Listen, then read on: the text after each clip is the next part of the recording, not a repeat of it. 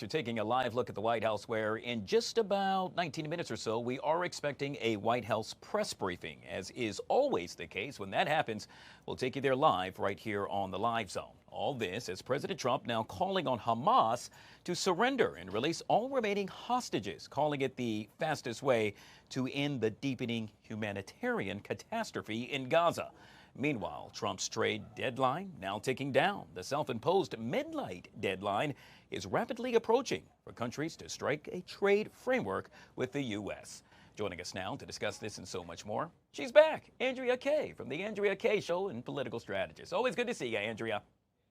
Always great to be with you, Guy. All right, let's jump into it. And boy, do we have a lot to talk about. We'll start overseas, where President Trump, as you just heard me make mention, called on Hamas, in essence, to really surrender all remaining hostages, I should say, calling it the fastest way to end the deepening humanitarian crisis. Are you in agreement with the president?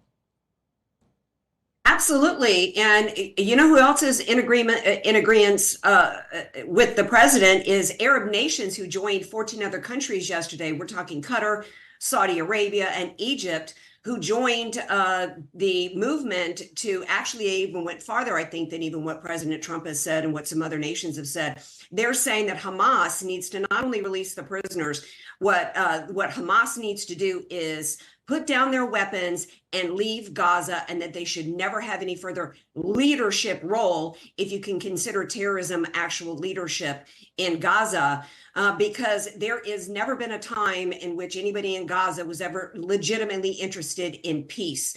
And you cannot allow them to be rewarded with any further involvement in Gaza. Yeah, I got to tell you, I don't know about you, Andrea, but this is beginning to sound like a broken record. Time and time again, we've heard not only the president, but other top officials, in essence, call on Hamas to really put this to an end.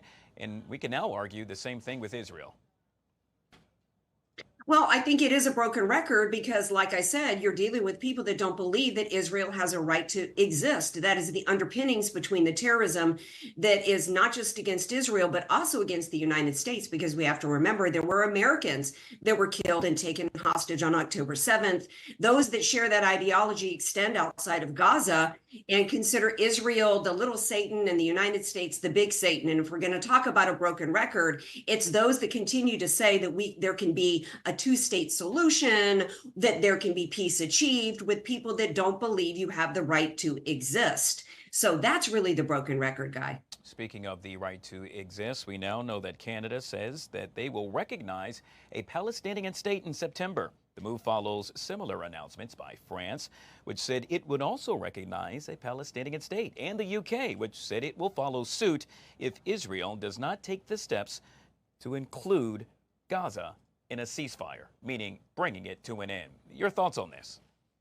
Well, my thoughts is that's full capitulation to the terrorists who don't believe Israel has a right to exist. I think that's absolutely insane. I think that that's Neville Chamberlain ideology going on. And it's actually, I guess it's really not surprising, though, coming from the UK and coming from France, who've completely capitulated to those that they have imported into their country who share that same ideology. So shame on them.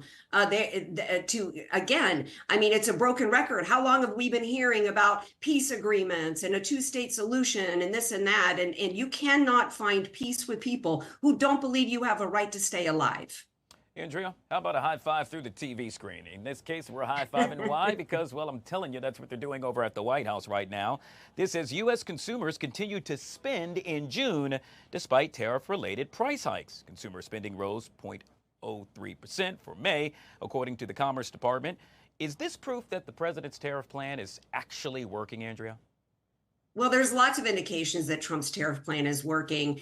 And I gotta push back a little bit, my friend Guy. I have not seen any tariff-related price increases. In fact, prices have gone down for me, and I'm out here in California. Well, how we can know that Trump's tariffs and trade plans are working, because his deals don't just involve tariffs. They actually also involve removing trade barriers in which countries have not allowed us to export our goods and our agriculture abroad. Trump has brought in trillions and trillions of dollars of investment commitments. He has already brought in well over, I think it's $175 billion. June was the first month in many decades in which we actually had a surplus. The big announcement yesterday is that we have achieved 3% GDP growth. I don't believe that there was one quarter ever in the 8 years under President Obama in which he ever achieved 3% growth. We know that even Jerome Powell came out yesterday and said the job market is maxed out. We know that wages are increasing. The only way for anybody who would complain about this economy, Guy, is the kind of person who would complain if they had a ham under each arm, as we say in the South. We've all seen those people before, Andrea. That's nothing new. Hey, speaking of big announcements, you just made mention of one that took place yesterday. Well, the big announcement today, President Trump extending the current 25% tariffs on certain Mexican goods imported to the U.S. for 90 days. That means the higher 30% tariff that Trump had threatened will be pushed off for at least 3 more months. Big news out of the White House.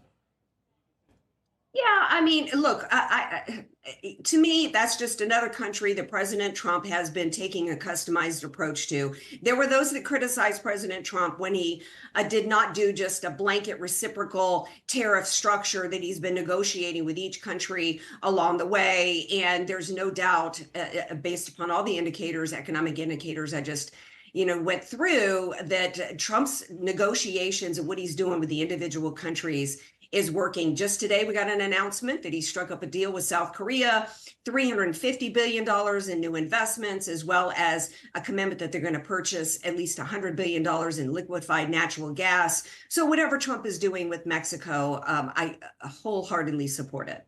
We'll end this conversation by talking about the other side of the aisle. In this case, former Vice President Kamala Harris now plans to release a book about the 2024 presidential campaign. All this as she made an announcement earlier that she will not run for governor in your state, the state of California. But she did not rule running for president yet again in 2028. I am really curious to hear what you have to say about this, Andrea. Look, half Californians that I've talked to yesterday are just going, yeah, of course she's not going to run here. She doesn't have a chance of winning. And the other ones are like, you know what? We really wanted her to run so that we could just enjoy her forever, her permanent political demise. I don't think that there is anybody that actually thinks that she's going to run again in 2028. She has burned all of her political capital, including, I think, $1 trillion in donor money that went and that really probably, involves some shady business involving money going to celebrities. And I don't know who's even going to read this book. It's almost just a sad way for her to go out, if you think about it. And I certainly don't think in 2028 that she is going to be going up against Gavin Mussolini, who really, I think, is who the Democrats want as their nominee in 28. Yeah, it's going to be really interesting to see. If only we had a crystal ball in front of us, Andrea. Both you and I perhaps wouldn't be here, but sitting on a beach sipping a pina colada, perhaps. Yet again, we have been chatting with Andrea Kaye. Folks that want to get a chance to listen to you, how would they go about to do so? Just go to AndreaKayeShow.com and you'll have all the details there. Thanks for having me, Guy. It's always fun. But of course. And yet again, we are expecting a White House press briefing to get underway in just about 11 minutes or so. As we've seen time and time again, they don't typically start on time, but when they do, we'll take you there live. Coming up next, Al Reynolds joins us for our Thursday Talkers right here on the Live Zone.